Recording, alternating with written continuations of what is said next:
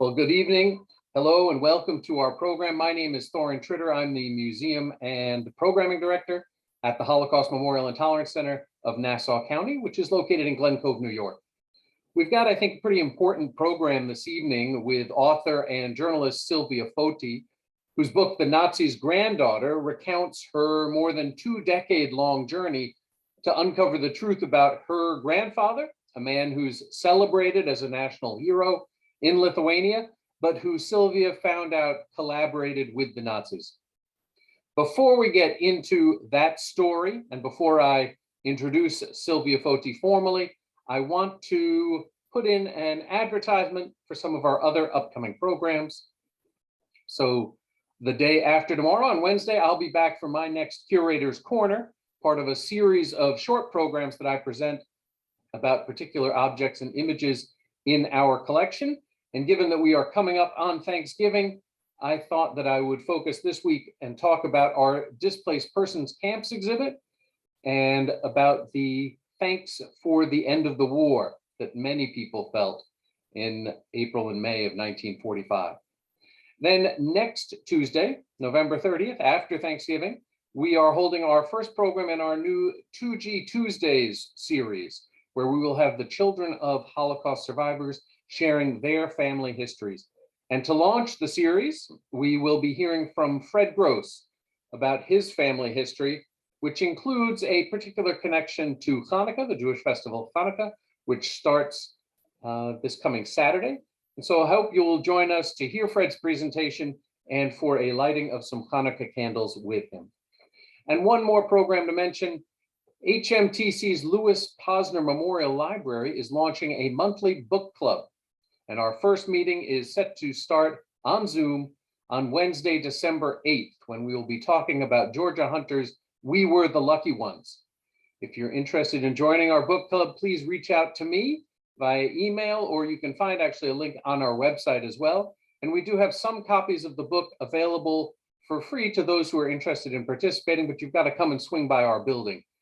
So anyway, I hope some of you will be interested in this new book club that we've launched. You can find more details about all of these programs and a full list of our upcoming programs on our website. That's www.hmtcli.org, and then click on the events tab. Okay, enough advertisements. Let me take this down and introduce our speaker tonight, Silvia Foti.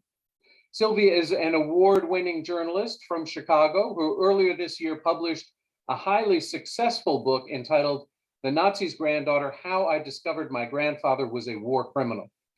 The book is the kind of culmination of a project that started back in 2000 when she made a deathbed promise to her mother that she would write a book about her famous grandfather, Jonas Noreika, a man celebrated, as I said, as a war hero in Lithuania. Little did she realize then what her promise would entail, and the fact that her research would both bring her to a personal crisis, challenge her Catholic faith, unearth Holocaust denial, and expose an official cover-up by the Lithuanian government. She tells that story in her book, and we'll draw from it this evening as she shares the broader story of how Holocaust history is being distorted by the Lithuanian government for national interests. One more comment before I get our conversation started, and that is to encourage you out there, if you've got questions for Silvia, please use the Q&A window of Zoom, type them in, and I'll make sure that she gets a look at them. Okay, enough of my comments. Let's get our program started. I'm delighted to welcome Silvia Foti to our virtual stage. Good evening, Silvia. Thanks for being here. So nice to see you, Thorin. I'm happy to be here as well. So you heard me say a little about your book and where it got started, but I always wonder how the authors themselves describe their book rather than just me summarizing. So how do you describe the journey you've been on, or the book? How do you describe the book when you're talking about it in kind of a short summary? It's a memoir, and it's my coming to terms with the very complicated history of my grandfather, Jonas Noreika, who is has been and still is revered as a big World War II hero, but his role in the Holocaust as a Nazi collaborator has been essentially hidden and denied. And so I have found evidence, documents, interviews, research to really find out that he was rather deeply involved in the Holocaust. And it's other than it being a historical sort of overview of my grandfather and his life, it's a psychological exploration of what it was like for me, you know, to go from essentially thinking he was this big hero to moving from denial, depression, anger, and then finally acceptance to the fact that unfortunately he was involved in killing 8,000 to 15,000 Jews in Lithuania. And you say it's a memoir, and I just want to highlight that. I mean, it's really about your journey, and as you came across this information, how you dug up this information, and how you're processing it. And I mean, I would say it's a pretty personal story, not only personal about your family, but about you too. You share a great deal about you as you went through this process. Let me ask you to give us a little background.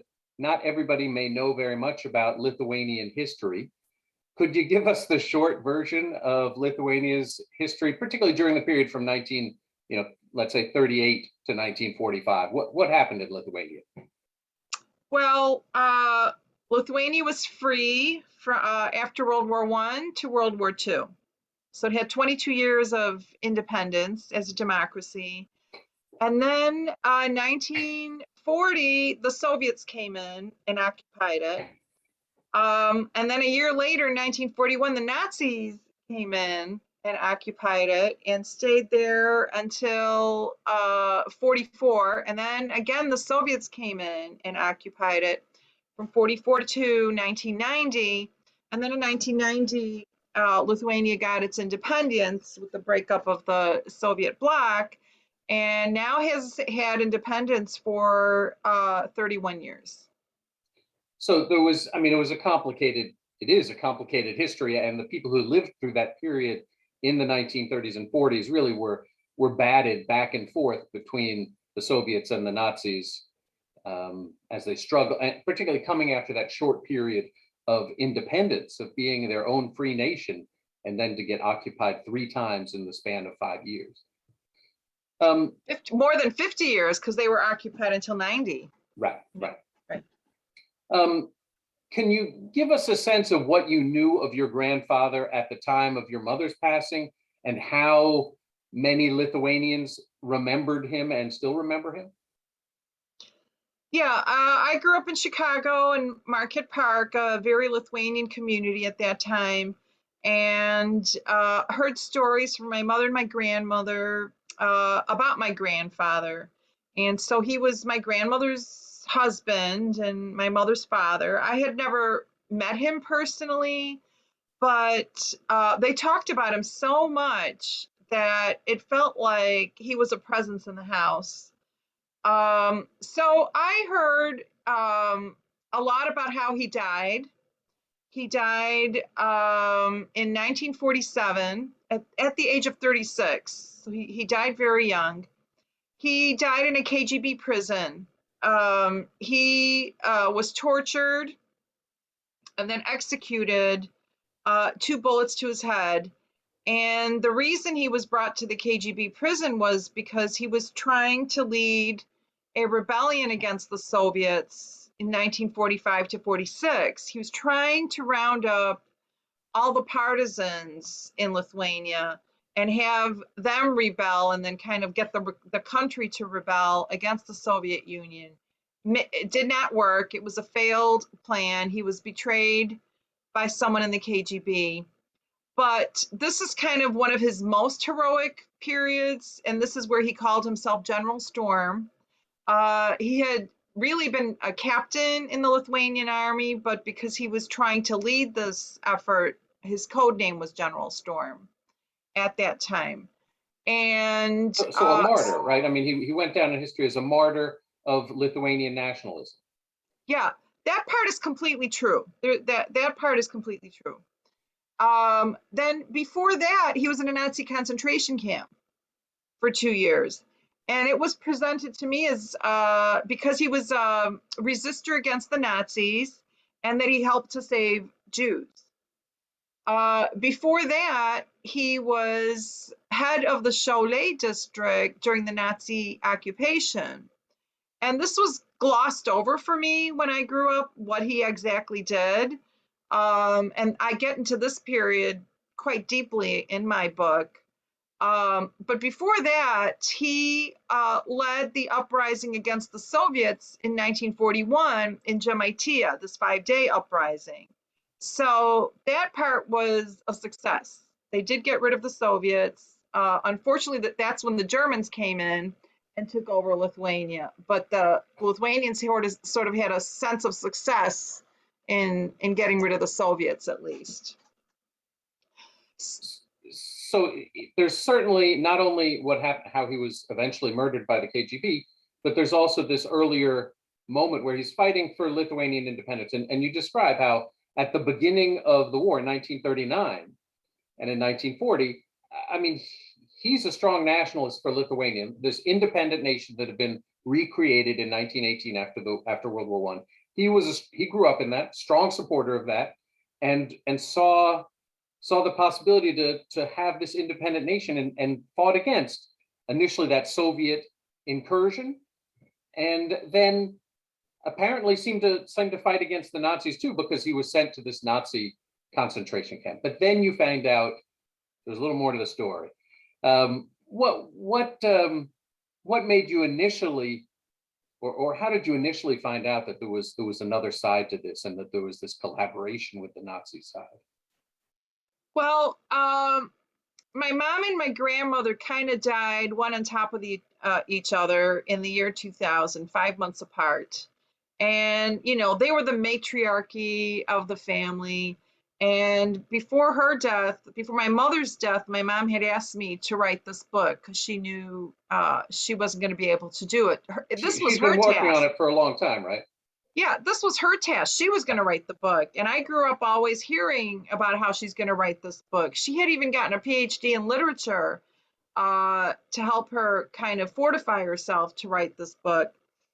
But, she kind of died unexpectedly. And I was a journalist at the time. I was a full-time journalist. And she calls me to her bedside and says, "Silvia, you have to write the book. And there's only one thing you can say to your mom at that point." So yeah. I said yes. And it was an insane deathbed promise. And but then, so interestingly, 5 months later, my grandmother is dying now. She survived her daughter by 5 months.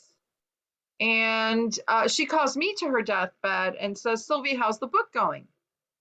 And I said, "Oh, I'm fine. I'm 38 years old. I'm young. I'm not going to let it go the way Mom did." And I thought I was giving her words of comfort. And she says, "Don't write the book. Just let history lie. There's no need to dig around." And I thought at the time she was just trying to give me a pass from taking on so much, the stress of writing this book, because my mom was stressed out about it. So that's what I thought.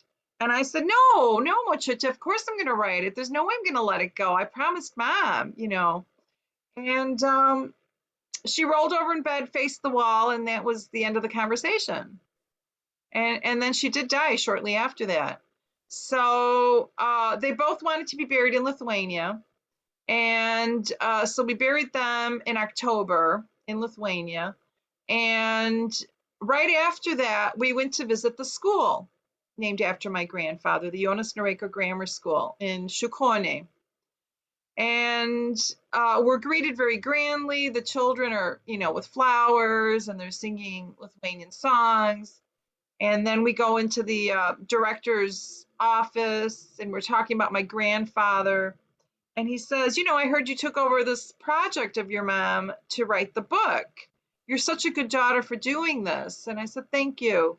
He says, "Our country really needs its heroes." And I said, it's a thing that Lithuanians always say, we need our heroes. So we, I said, I'd like to ask you how you decided to name the school after my grandfather. I never really heard the story, and I'm already thinking I could put this in the book. And he says, well, before 1990, when Lithuania was occupied by the Soviet Union, we had this horrible Russian name, and we wanted to get rid of that as soon as we could. So we decided to name the school after your grandfather because he was born here and he's such a magnificent hero. And I thought, okay, that makes sense. And I thought that was the end of the story. But then he pulls me to the side and he says, but you know, I got a lot of grief over naming the school after your grandfather. And I said, grief from who? And he says, the Jews. And I said, what could the Jews possibly say about my wonderful, magnificent, legendary grandfather who I love so much? And he looks at me like I should have known this, that this was really common knowledge. And he said he was accused of killing Jews. So that was like a punch in the gut to me.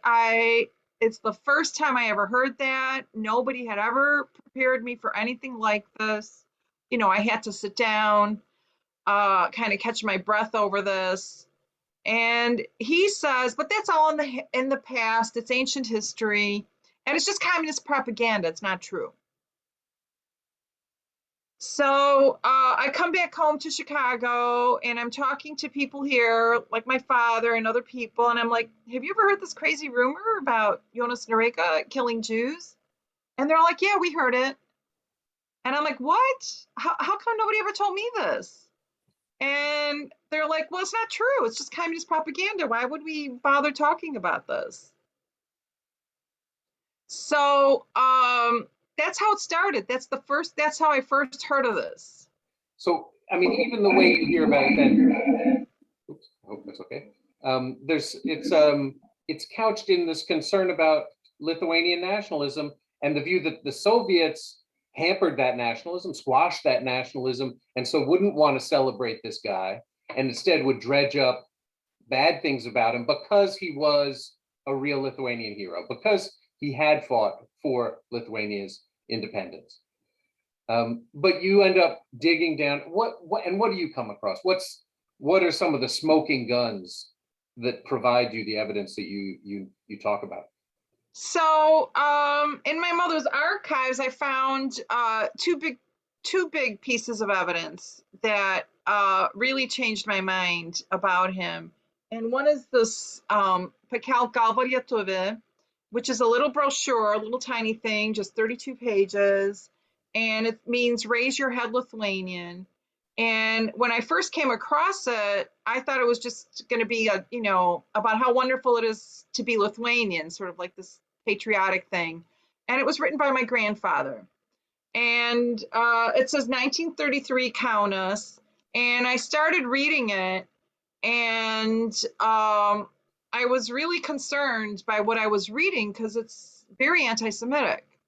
And it's calling for boycotting anything sold by Jews in Lithuania, that Lithuania is for Lithuanians, that the Jews are the foreigners, that it's not fair that the Jews have all the best products to sell, best businesses. It's time for Lithuanians to get their country back. And it's kind of on and on like this for 32 pages. And I thought, as his granddaughter, I wanted to burn this. And that was even before the Nazi invasion, right? You said 36, is that what you said? Yeah, 33. 33. Yeah, he was just 22 at the time when he wrote it, and he had just joined the Lithuanian army. And then, I noticed up here it says, 22 metų vyrukas, 22-year-old young man, and this is my grandmother's handwriting. So it's like she wanted to tell me, or she was telling herself, that he was just 22, young man, maybe a bit of a hothead, and he did not call for the cleansing of the country of Jews. He wasn't calling for the killing of the Jews. He was calling for the boycotting of the Jews. So but you could kind of sense his anger and hate at the Jews, and you could certainly get a feeling for what was in his heart about Jews, even at the age of 22. And, before I came across this, I was sort of fantasizing as a journalist and as his granddaughter that I would be able to exonerate him from this crazy rumor, that I was going to prove once and for all. And when I had come across this, I was really upset because I'm like, this is not going to make it easy for me to exonerate you, Grandpa. So, so this was very upsetting to me. Sure. But I did keep telling the denial is strong. And I did keep telling to myself that, okay, he's not calling for the killing of Jews in here. So maybe there's still hope.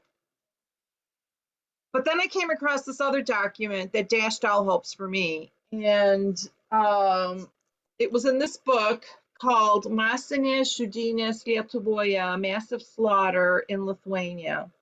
And it's a compilation of Holocaust documents and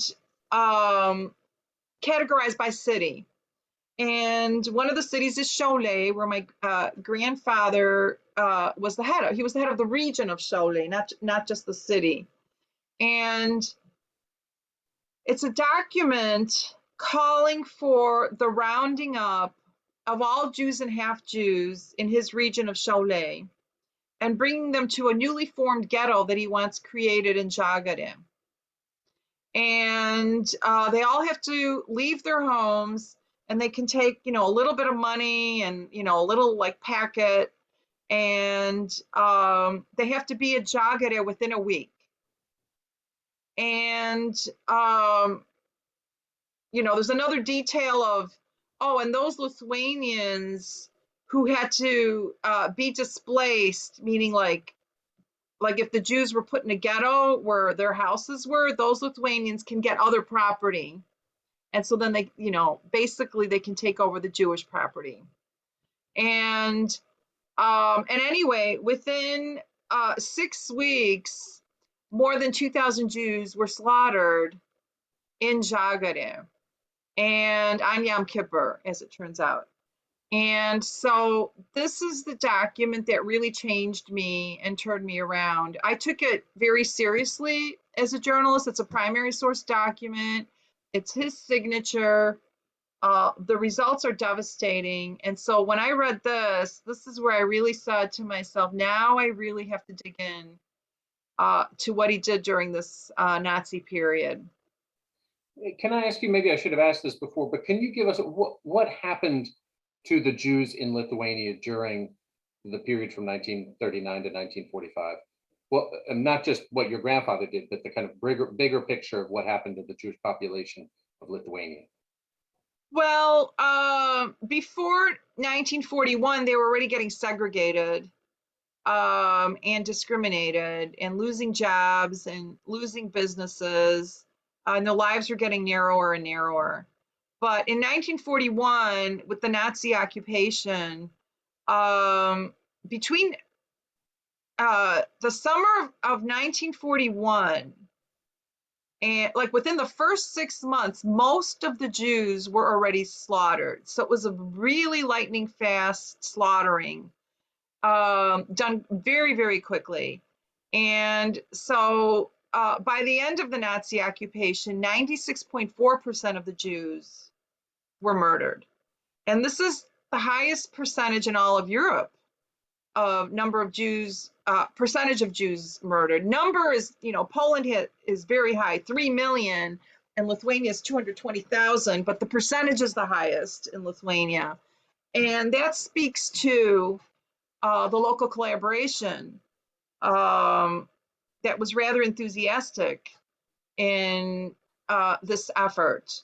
So there were only 600 to 1,000 actual Nazis in Lithuania, and they could not have done this without the help of Lithuanians.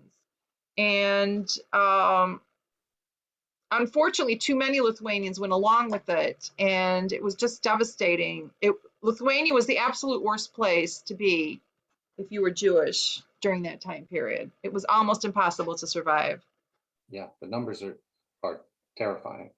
And I just want to highlight so the Soviet occupation that happens in September of 1939, when the Soviets start moving towards Poland, that's not when there's the slaughter of Jews. Instead, it happens in 41 when the Nazis come back and come against the Soviets and attack with Operation Barbarossa and attack the Soviet Union and move quickly through Lithuania and attack further into the Soviet Union. And that's when there's the Einsatzgruppen and all of that is moving through that portion of Eastern Europe and where the collaboration gets started. And you highlight, though, that your grandfather's involvement may well have predated the actual Nazi invasion, that there's a major atrocity site. I'm blanking on the name of the town, but where Plunge. And so what happens there, and what's your grandfather's involvement there? Well, the Nazis officially had come in and invaded, but very few. And so he led that 5-day uprising against the Soviets from Plunge. And it was in this area of Žemaitija, which means the lowlands. And so that was end of June. By mid-July, Plunge had 2,000 Jews, which was half of the town's population. And there's witness who wrote a memoir, who was my grandfather's secretary. My grandfather was like the commandant of this little area. And he gave the order to Lithuanians to murder every single Jew in Plunge. And so, it was a very early action. I don't know if it was the very first, but it was a very early action. The Nazis were there, but not in fantastic great numbers. In fact, they were never in Lithuania in fantastic great numbers. And so people who defend your grandfather and say, well, the Lithuanians who were collaborators, they were forced to, because the Nazis were this dominant force and you had to do what they said. And you find out in Plunge that it wasn't that situation. It was seemingly your grandfather and the other collaborators went along fast. I mean, they could have dragged their feet. You say this, right? They could have dragged their feet even a little bit, but there's no evidence of that. In fact, they seem to even kind of want to impress the Nazis and do that same action. Yeah, that's exactly right. They wanted to impress the Nazis, to cleanse the country of the Jews. And they thought if they did that, Nazis would think, oh, these are really good Lithuanians. We should give them their independence and have them run their own country because they're almost just like us. And that did not work, though. So you find other evidence too, and as you said earlier, your grandfather was involved in enabling and in making it possible to murder thousands of Jews. Why has that story not been told? Why is there the reluctance even today to confront this history in Lithuania? There's a lot of levels to this. One big level is that because Lithuania was occupied by the Soviet Union for so long, until 1990, Lithuanians had to study history according to what the Russians told them. And the Russians never taught about the Holocaust. Like, I don't even know if they use the word Holocaust in their history books. And according to the Russians, the Soviets, anybody who died during that time period was a Soviet citizen. So the Jews never had their own identity as being a separate people who died for completely different reasons. The Soviets just kind of lumped them all in together as, Soviet communists, Soviet citizens. So that played a role in part of the cover-up. Another thing was, there was a high level of anti-Semitism in Lithuania and the rest of Europe. Lithuania was not the only country with this. So after the country was cleansed of Jews, Lithuanians kind of thought, okay, that problem is solved. And then now they didn't want to take blame for what happened because it was the war and it was just an action of the war and we were fighting our enemies. And part of the Nazi propaganda was that every single Jew is a communist. And in Lithuania, a communist is an enemy. And so even the little babies and even the grandmothers with their canes, they're the enemies too. And this gave license to kill them. It was like a superficial reason to kill them. But underneath it, I think, was that all that anti-Semitic hate that they had. They just needed kind of a clean reason on the top to do it. And if I might interrupt, just the post-war Soviet history taught after the war just kind of reinforced that story, right? I mean, here's the story that all of the victims were communist heroes and were communists and Soviets. And so those who had previously said, well, the Jews who were being killed were killed because they were communists. I mean, it's kind of like the second part kind of wraps around and connects that story and just reinforces it. Yeah, you are so right. That's exactly right.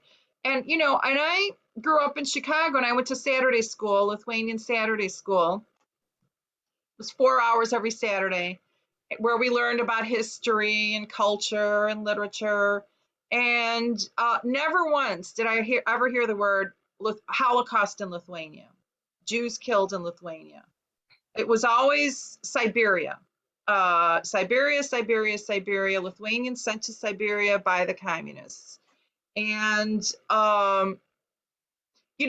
the first occupation by the communists, 39 to 41, was when they sent a lot of Lithuanians to Siberia. And this, of course, angered the Lithuanians. And so they wanted to retaliate against that movement.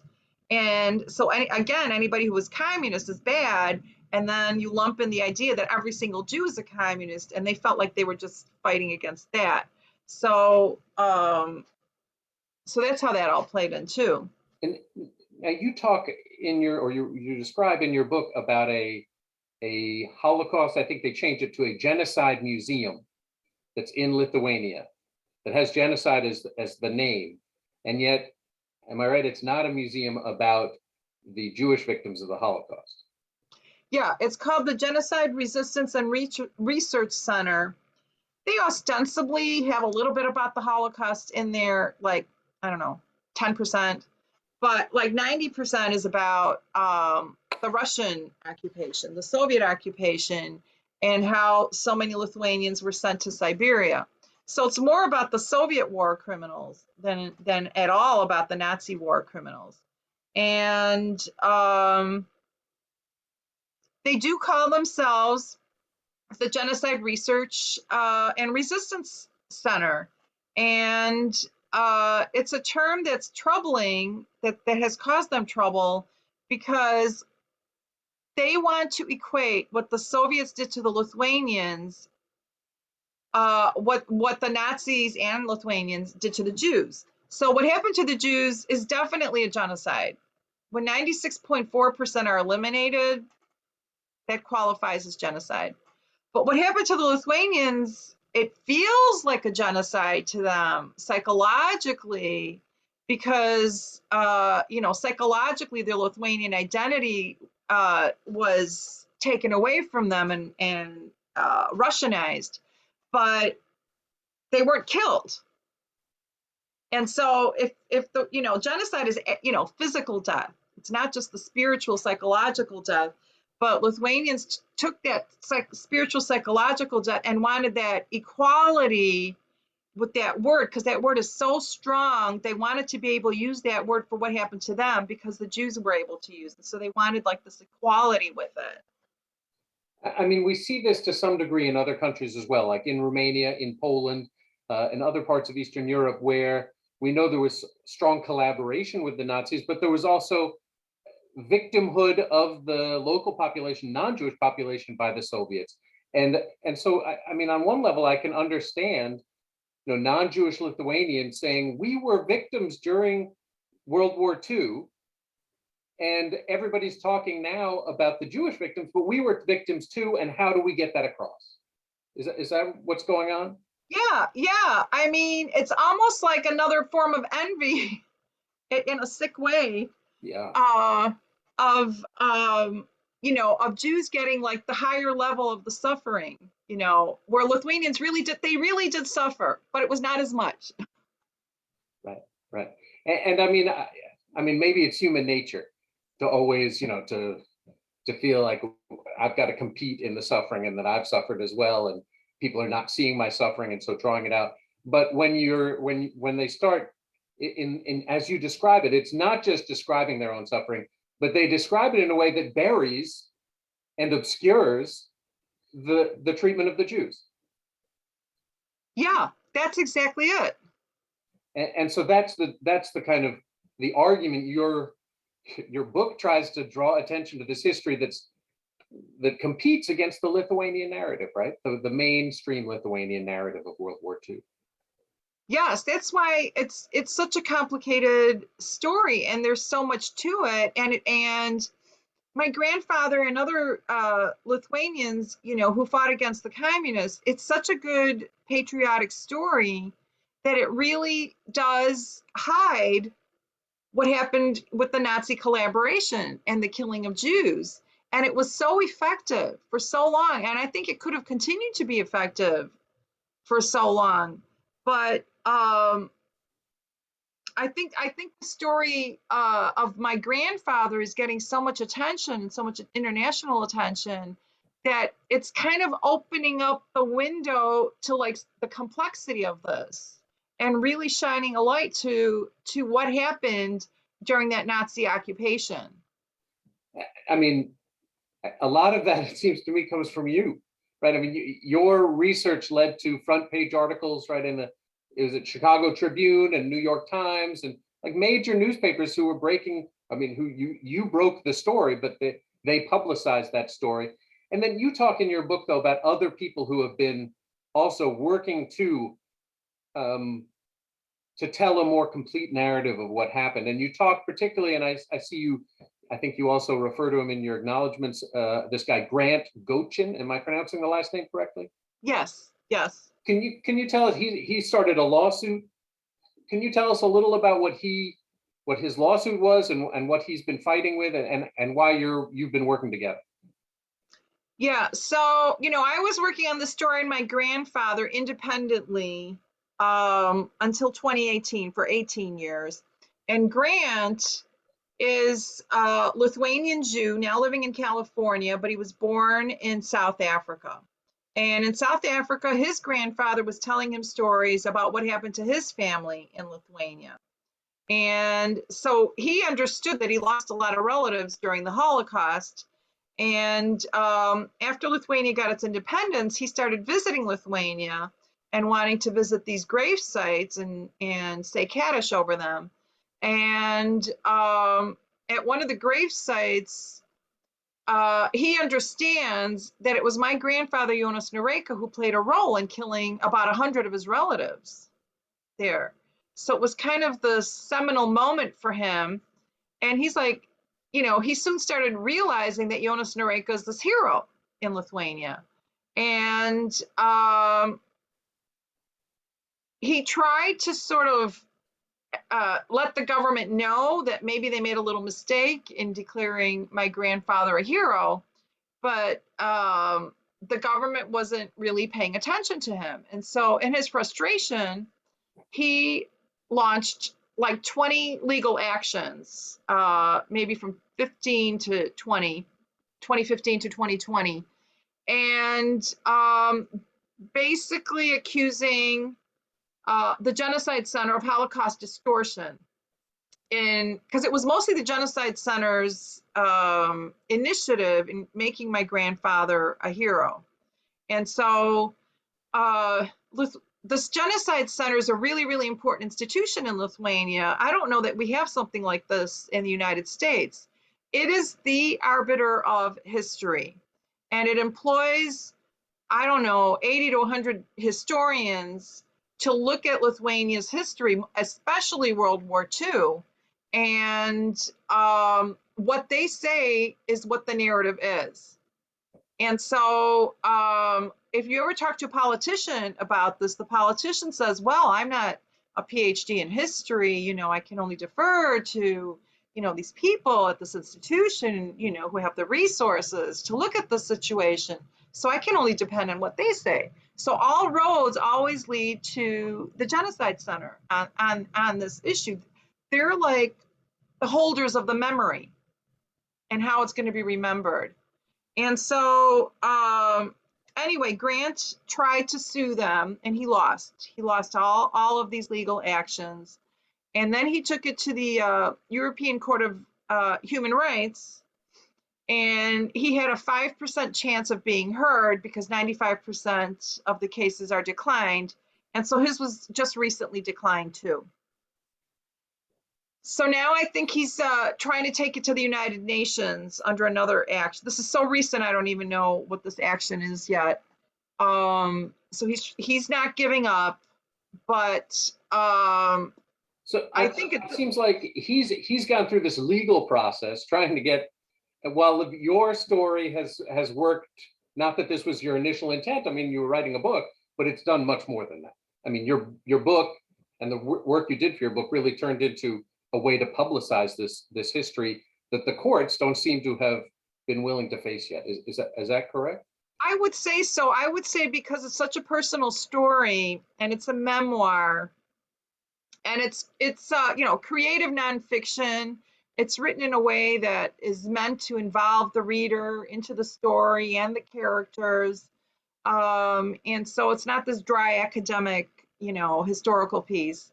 And am I right that you initially thought about writing it that way, right? You thought about writing that not dry, but the academic approach. Yeah, I was, I had my journalism background, and that's how we were trained to be very objective about things and to write it that way. But I was having no luck selling the manuscript that way. Nobody was interested in that. And so I had to get a second writing degree in creative nonfiction to figure out how to write the story. And almost right away in the first week, my professor said, "This is not a biography. No, Silvia, you have to make this into a memoir. The interesting part of the story is you. You are the protagonist, and readers are really only going to care about how you came to terms with your grandfather." And this was like a big, explosion in my head. I'm not the protagonist. No. But I got, 4 years later, I understood how to do it and write the memoir. And so, some writers are real geniuses and they could do this on their own. I had to go to school for it and get the training for it. Well, more people need to go to that school, I guess, because yes, it's a lovely book and very well written. And I think you do exactly that. You are the protagonist because you lead us through you convincing yourself. And as you convince yourself, obviously you convince the reader. There are a few questions. I've been yapping too much. I apologize. There are a few questions that have come in that I want to make sure I get in front of you. So one person asks about your grandmother and what did she know about your grandfather's role in the murders? And is that the reason that she said don't write the book, because she knew it or she suspected it? What's your take about what your grandmother knew? Well, in 1941, my mom was just 2 years old. And my grandmother was 30, And so my guess is she knew what was going. I think every Lithuanian saw Jews disappearing. Like one day they're in their house and the next day they're not. So this was done in this 6-month period. So any Lithuanian who was an adult saw that these Jews were disappearing. And I think she knew, I don't think she knew every single detail of what her husband was doing, but she knew he was the head and she knew he was involved. And I think she knew his feelings about Jews. And, I kind of grew up hearing her thoughts about Jews, which were not always favorable. And so I think she knew. And I think today, my guess is that, at the time, like I said, I was a journalist and she knew I could be a little stubborn. And I think she knew that if I had heard about his involvement with the Nazis and killing Jews that I wasn't just going to be a good little Lithuanian and go into denial and leave it forever. Like I think she kind of knew what might happen if I really started digging into it. So I think that was her attempt to dissuade me. Okay. A couple of other people wrote in comments and questions about some of the history. One person mentions that the Greek Jewish population is also that kind of percentage of Jews are murdered in Greece as well. So there's some, I really don't think there needs to be a competition in how many Jews were killed, but we know a super high percentage of Jews, 95+% of Jews in Lithuania and in Greece. I mean, these are devastating Wow. numbers. Wow. Somebody else says, I have read or heard that few, if any, of the Lithuanian Jewish population were murdered in concentration camps, and that the mass murders took place in Lithuanian neighborhoods. Is this true? Could you speak about that? Yeah, that's true. Every Jew in Lithuania was shot individually. And so there were no gases, no gas chambers, no cremations. It was just one by one, death by bullet, murder by bullets, they call it. Right, the Holocaust by bullets. Yeah, this is Holocaust by bullets. That first wave of the Holocaust. This is before the final solution, or really, it's kind of as the Nazis come to decide that they are going to actually murder the Jews of Europe. And the first effort is in this invasion of the Soviet Union when people are being shot. Then they say, maybe we should find a better way to do this, a way that doesn't affect the soldiers so much, that is more efficient, more cost effective, and they move to creating the concentration camps and the gas chambers, right? Yeah, yeah. Somebody asks also about the reaction that you've received from your research from Lithuanian friends and family, and what the political prospects are in Lithuania for a more accurate representation of Holocaust history. Well, in general, most Lithuanians are against this. They find this very uncomfortable. They lash out in anger. I have had a death threat. I get a lot of hate mail. I've lost some friends over this. There are some, but all hope is not lost. You know, there are some good Lithuanians too that are thinking about this, are seriously approaching this with some seriousness. And, you know, I just came back from a trip to Lithuania about 4 weeks ago, where I presented my book to teachers teaching about the Holocaust to their students. And the teachers, who are all Lithuanian and not Jewish, really took to the story really, really well, very warmly. And this morning, I just did a Zoom inside of Lithuania, you know, to Lithuania. I woke up at 6 o'clock Chicago, you know, I did the Zoom at 6 o'clock Chicago time. So it would be 2 o'clock their time, so their school kids could see it. And it went really well too. So you mentioned that to me right before we started, and I asked you how it went. And you said that the younger, this high school community, this high school age population seems to be more open, you think, to seeing this kind of more clear-eyed, this history. I think so. You know, they haven't, you know, it's mostly the older adults who kind of have already grown up with the story that Lithuanians had nothing to do with the Holocaust, where I think the younger generation is more open to what happened. Everything's so much more removed. It's 80 years ago. So I think they are more open to listening. I'm wondering about just the death threats. That really is a frightening idea. And I'm wondering does it have to be seen as a kind of either understanding your history or defending the old? Is there no kind of middle road where you can say the fact that we open the door to understanding the history of how Jews were persecuted in Lithuania doesn't necessarily mean that Lithuanians are all bad, or that Lithuania doesn't have a right to be an independent nation or can't celebrate its independence? is there no way to have those two stories together? Well, of course, my hope is that that will eventually happen. But I think in general, it's very traumatic for Lithuanians. It's kind of the first time they're faced with this. And it really gets at their identity, because Lithuanian identity during World War II is we were just the victims. Yeah. We were the victims of the Soviets, and we were the victims of the Nazis. We're the holy martyrs. We didn't do anything bad. Everybody is bad to us. So that's kind of like the whole identity of Lithuanians, and that they persevere despite that. And so to be fed this new angle that they did something horrible to other innocent people. And the Holocaust is like the worst thing in history. And to be labeled as a willing participant in that, it's a form of trauma for Lithuanians today. I think of how long it took for Germans to come to confront their history, and I think most people see Germany confronting its past in a real way from the Holocaust in the 1980s and 1990s.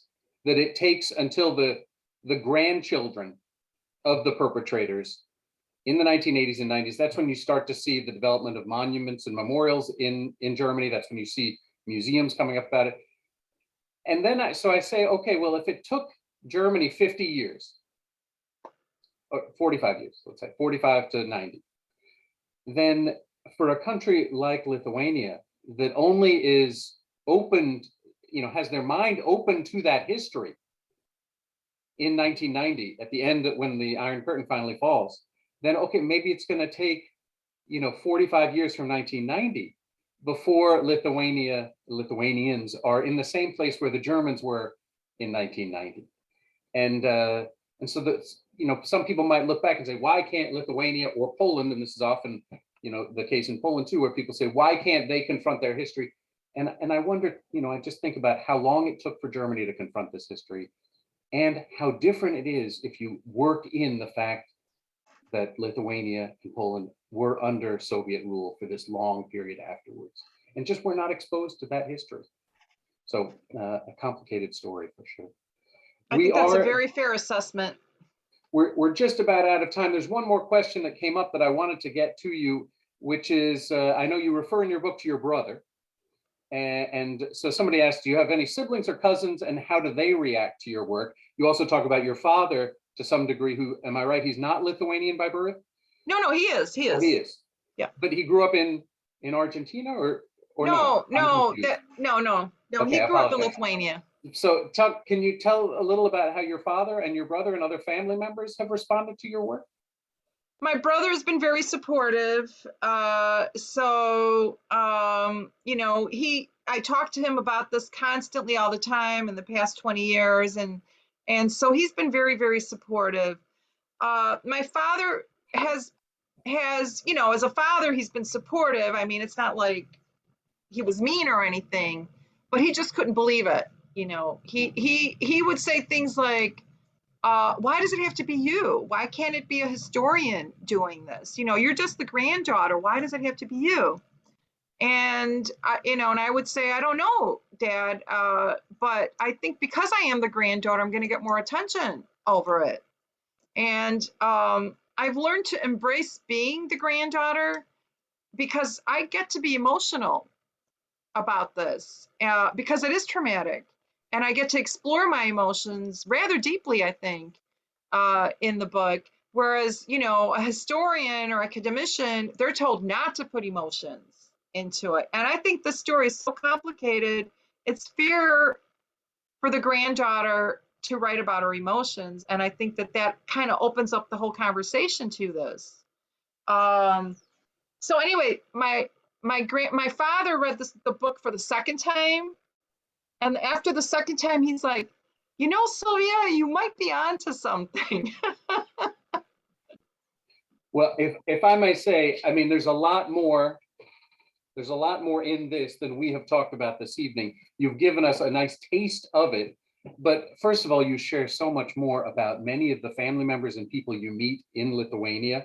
And you talk about how, their perspectives. You also share so much more about your own process. And we're seeing you today after you've gone through this whole journey for 20 plus years and kind of convinced, and educated yourself and educated us about this history, but you take us through that journey so nicely and so clearly in a very personal way throughout the book, and it's powerful to read.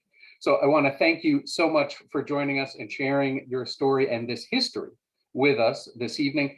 For those folks out there, thank you so much for joining us as well. And I look forward to joining everybody at other programs soon. And I wish you all a very happy Thanksgiving. And thank you again, Silvia. Really a pleasure. Thank you. Thank you. My pleasure too.